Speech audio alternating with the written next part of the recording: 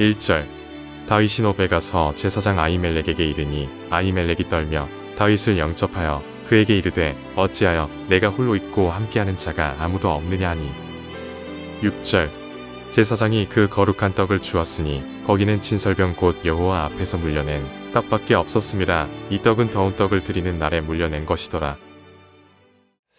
오늘 이제 사무엘상 21장의 말씀 함께 살펴봅니다.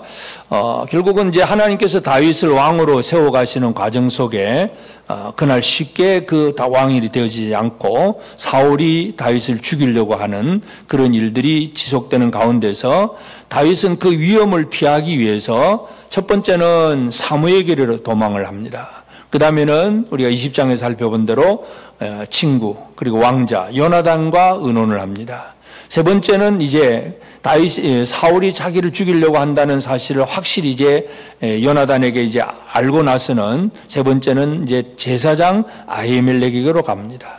그러니까 다윗이 어려움을 당할 때, 힘들고 어려움을 당할 때 누구를 찾아가느냐 하는 것을 우리가 먼저 잘 살펴볼 필요가 있습니다.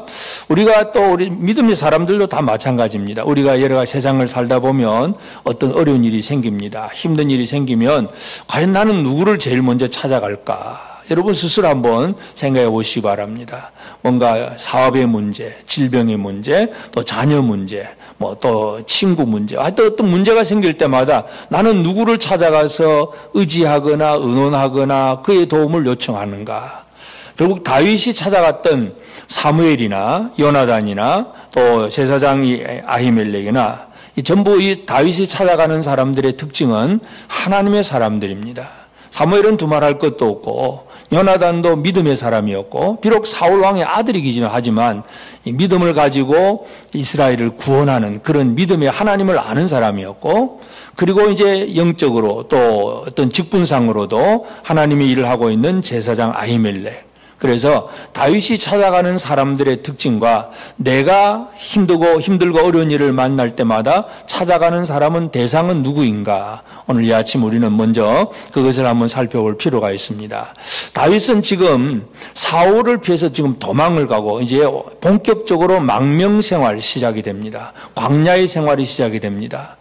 그동안 사울이 죽인다고 해도 그저 그 사위가 되어서 또 도망갔다가 또 다시 돌아오고 막 왔다 갔다 하는 이제 그런 시절이 조금 있었지만 이제 요나단의 말을 듣고 드디어 이제 출발을 합니다. 완전히 이제는 사울의 통치에서 벗어나야 되기 때문에 완전히 이제 출발해야 되기 때문에 그래서 참 다윗에게 있어서는 진짜 억울함이 너무나 많을 겁니다. 나라를 위해서 참 골리앗을 이기고 또 사울의 왕의 신하로서 보내는 곳에 가서 블레셋 사람 치고 이기고 돌아오고 늘 나라의 공로를 세우고 군대 장관으로서의 어떤 임무도 충성을 하고 왕의 사위로서 왕을 위해서 열심히 일한 사람인데 왕이 죽이려고 한다. 그러니까 이 다윗의 입장에서 보면 얼마나 억울한지 모릅니다. 뭔가 죄를 지었으면 죄 지었으니까 도망하는 건 당연하다고 생각하겠지만 다윗의 입장에서 본다면 자기는 죄를 지은 게 없습니다.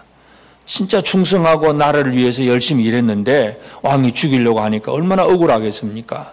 오늘 우리가 이 시대를 살아가면서도 우리의 삶에도 이와 같이 억울함이 있습니다. 참 나는 열심히 했는데 나는 제대로 했는데 그런데 알아주지 않고 오히려 나를 시기하고 모함하고 질투하고 나를 죽이려고 하는 그런 어떤 일들이 있다면 참으로 억울한 일입니다. 그러나 그 억울함이 또 다윗을 만들어 가시는 하나님의 방법 중에 하나라는 사실 오늘 우리는 이것을 먼저 기억을 해야 됩니다. 그래서 이 움직여가는 것은 다윗이지만 다윗이 움직여가는 모든 과정 속에 하나님의 손길이 보이지 않게 역사하고 있다는 것 이것을 우리가 알 수가 있습니다. 그래서 우리가 이 땅을 살아갈 때에 아무리 힘들고 어려워도 우리가 신뢰할 수 있는 이는 오직 하나님밖에 없습니다. 그래서 당장에는 이해가 되어지지 않고 왜 하나님은 나를 이런 처지에 두셨는가 의문도 생길 수도 있고 참 의아해하지만 그러나 하나님은 우리를 아시는 하나님, 우리를 만들어 가시는 하나님이라는 사실 이것을 절대로 우리는 확신하고 살아가야 됩니다. 그래서 다윗은 지금 이 도망을 가야 되는 참 억울한 처지이지만 그러나 그걸 가지고 어디 가서 항변할 수도 없습니다.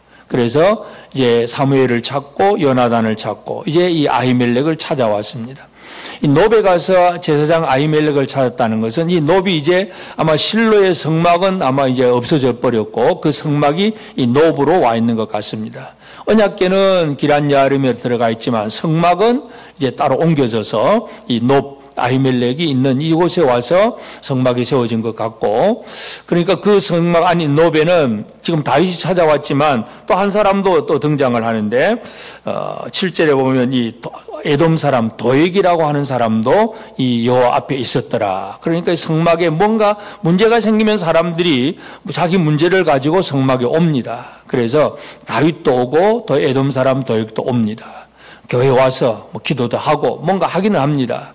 그런데 이제 물론 다윗이 이제 우리가 성막으로 가고자 하는 그 의도는 제사장에게는 있는 것이 뭐냐면 우림과 둠밈입니다. 그 제사장에게는 우림과 둠밈이 있어서 이 우림과 둠밈이라고 하는 것은 하나님의 뜻을 보여주는 마치 어떤 이 신탁의 어떤 뭔가를 드러내주는 그런 보석이 바로 우림과 둠밈인데 다윗의 속마음은 그 제사장에게 가서 내가 지금 도망을 가야 되는데 사울이 나를 죽이려고 한다는 그 사실은 분명히 알았기 때문에 이제 더 이상 이스라엘 땅에는 머물러 있을 수는 없고 가기는 가야 되는데 어디로 가야 되는지는 아직 하나님이 말씀하지 않습니다. 그러니까 도망은 가야 되지만 어디로 가야 되는지는 모릅니다. 우리가 살아가는 삶이 그럴 때가 있습니다. 뭔가 한 가지는 분명한데 그러면 그 이상은 어떻게 해야 되는지 아직도 불분명할 때가 많습니다. 그러한 때에 이제 다윗이 찾아가는 것은 바로 제사장이 가지고 있는 우림과 둠밈입니다. 그런데 우림과 둠밈을 가진 제사장을 향해서 가기는 가지만 과연 제사장이 다윗이 자기의 실상을 제대로 말하고 그리고 제대로 대답을 해줄까? 여기에 대해서는 또 의아한 마음을 품을 수밖에 없습니다.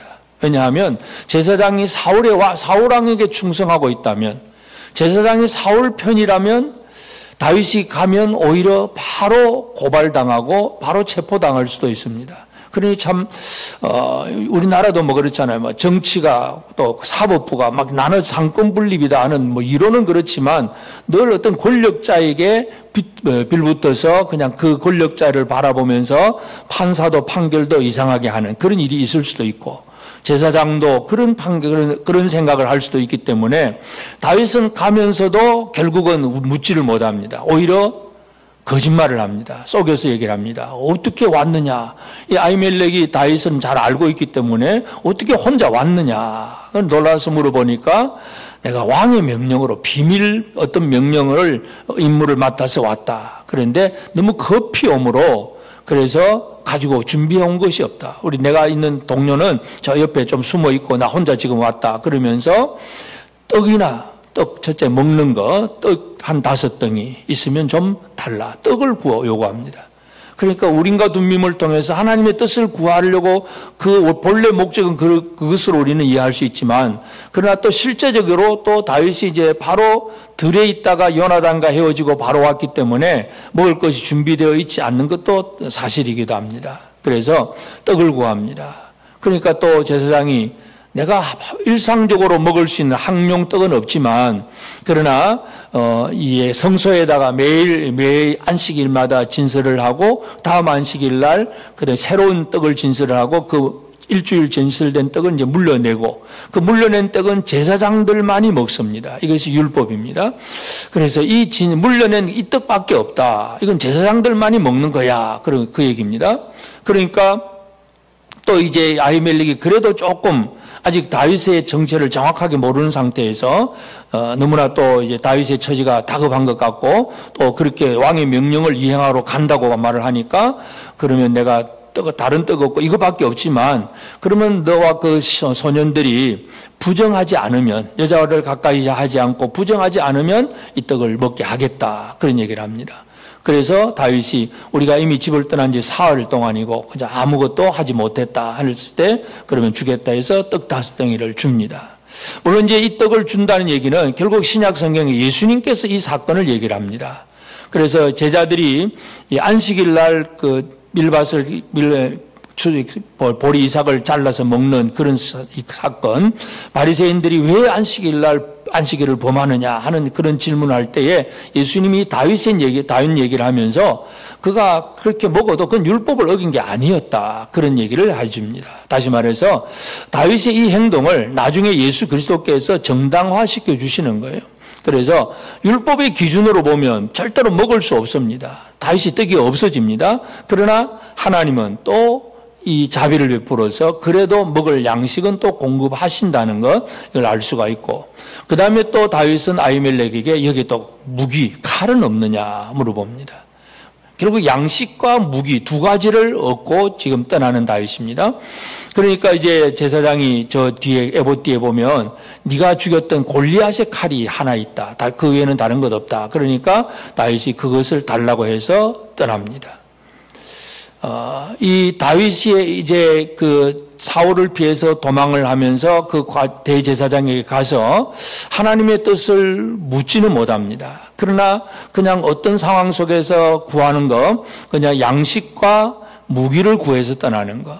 그래서 이것이 결국은 이제 인간적으로 하나님의 뜻을 분명히 사울의 난을 피해 사울이 자기를 죽이려고 한다고 하는 그 마음을 알고 떠나기야 된다는 것은 알았지만 어디로 어떻게 가야 되는지는 모르는 상태에서 여러 가지 인간적인 방법을 동원을 하고 그냥 필요한 것들을 구해갑니다. 물론 이제 이 골리앗의 칼이라고 하는 것은 이 다윗이 물맷돌로 이긴 사람이 골리앗입니다. 근데 사실 우리가 가만히 보면 다윗이 물맷돌로 골리앗을 이겼다고 하지만 매번 전쟁터마다 물맷돌 던진 사람은 아닙니다. 또 칼 들고 창 들고 무기를 가지고 싸웠습니다. 이것은 또 하나의 살아가는 방식입니다. 그래서 특별한 경우에는 물맷돌이 또 필요하긴 하겠지만 그러나 어떤 경우에는 칼도 필요하고 창도 필요하고 무기가 필요합니다. 이제 사울을 피해서 도망 다녀야 되는 그런 처지에서는 양식도 필요하고 무기도 필요하기 때문에 결국은 다윗은 그것을 이제 얻어가지고 출발을 합니다. 이제 여기에서 또 에돔 사람 도액이 이 일이 진행되는 것을 옆에서 지켜봅니다. 그 다음에 이제 결국 다윗이 거기서 나와서 가드 왕 아기스에게로 갑니다. 가드는 바로 블레셋 5도시 중에 하나, 그 중에 이제 가장 큰 도시. 그러니까 블레셋의 실제 왕이라고 할 수 있습니다. 가드 왕 아기스에게로 가서 망명을 합니다. 그러니까 내가 우리나라에서는 살 수가 없어서 정치적인 박해를 받아서 살 수가 없으니까 내가 당신 왕을 의지합니다 하고 왔을 때에 하나님은 또 그것이 또 그 안에서 거주할 수 있도록 허락하지 않는 하나님이라는 것을 또 우리가 알 수 있는데, 아기스의 신하들이 다윗이 망명해 왔다는 아주 놀라운 사건을 보고 야 멋있다 좋다 이렇게 하면 되겠는데 왕은 아마 좋아했을 거예요. 적군의 장수가 투항을 해왔으니까 얼마나 기분 좋겠습니까? 그런데 또 아기스의 신하들은 또 그렇지 않습니다. 저 다윗이 골리앗을 죽인 사람이고 우리를 많이 죽인 사람이고, 근데 저 사람이 우리나라에 와서 왕의 신임을 받고 또 한 자리 하면 결국 우리에게도 뭔가 영향력이 있다는 사실을 알 수가 있습니다. 그래서 이들은 이제 아기스 왕에게 그런 얘기를 합니다. 이 사람이 어떤 사람이냐 하면 11절에 보면 이는 그 땅의 왕 다윗이 아니니까, 이는 그 땅의 왕이다. 아기스의 신하들은 다윗을 그 이스라엘의 왕으로 벌써 인정을 하고 있습니다. 다윗이 승리하고 돌아올 때에 사울은 천천히요 다윗은 만만이다 하는 그런 노래를 불렀던 걸 얘기하면서 다윗이 왕이라는 얘기입니다. 그 사람이 어떻게 우리 땅에 들어올 수 있느냐, 이건 뭔가 문제가 있다 하는 얘기죠. 그래서 결국은 아기스가 그 신하의 말을 듣게 되고 다윗에 대해서 주목을 하게 됩니다. 그러니까 또 다윗은 그 낌새를 알아차리고 또 재빨리 또 상황 판단을 하고 이제 미친 채를 합니다. 소변을 그냥 싸기도 하고 침을 흘리가면서 아주 미친 사람의 형태를 합니다. 그러니까 이제 아기스 왕이 그 다윗을 쫓아냅니다. 어떻게 이 미치광이가 우리 앞에 여기 있느냐 해서 결국은 미친 채 하면서 헤어나옵니다. 결국은 블레셋으로 들어갔지만 하나님의 섭리하심은 또 그곳에서 나오게 하신다는 것. 나중에 시편에 보면 이 천사의 도움으로 이렇게 나온 것으로 시편 34편에 다윗이 그렇게 고백을 합니다.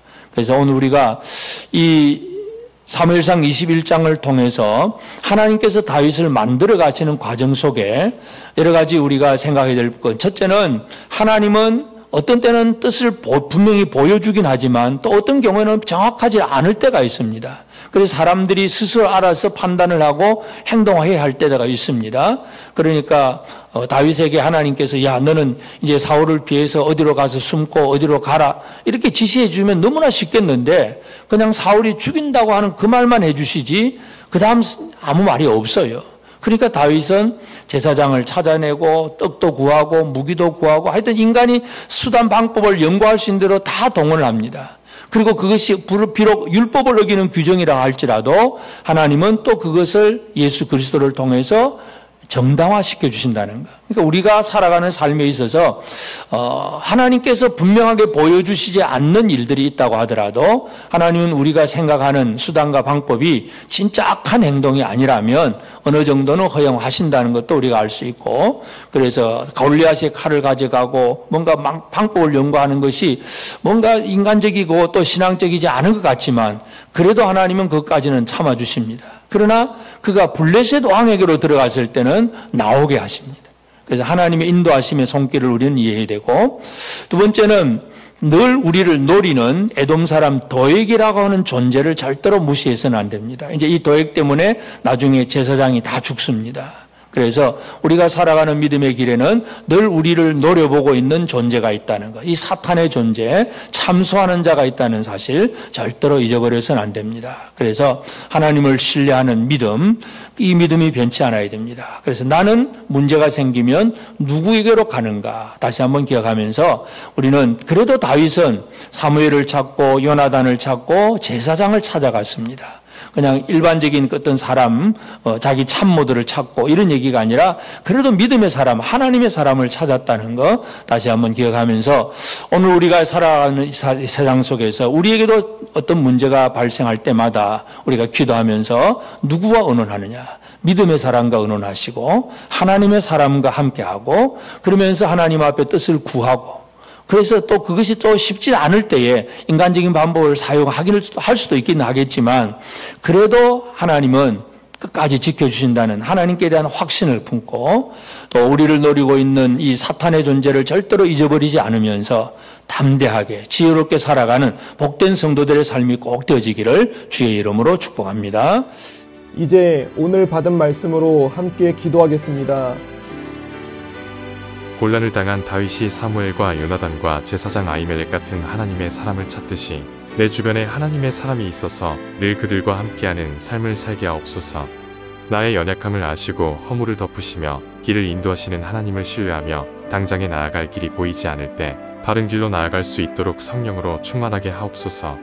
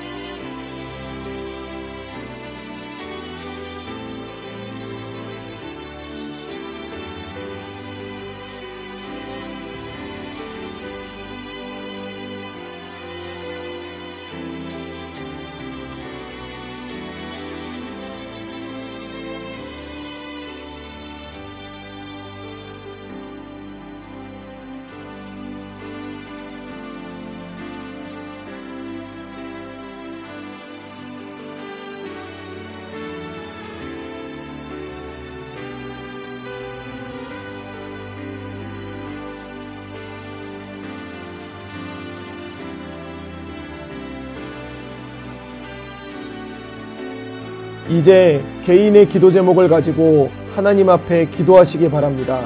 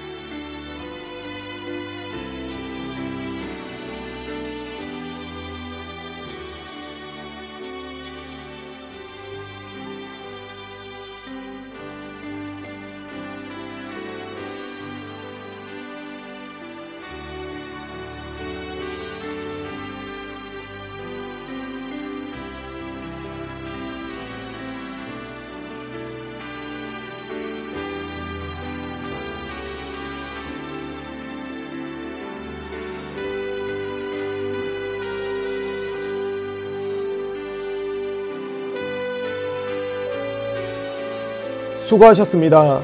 오늘도 하나님의 인도하심 가운데 승리의 하루를 보내시는 우리 재건부평교회 모든 성도님들이 되시기를 주님의 이름으로 축복합니다.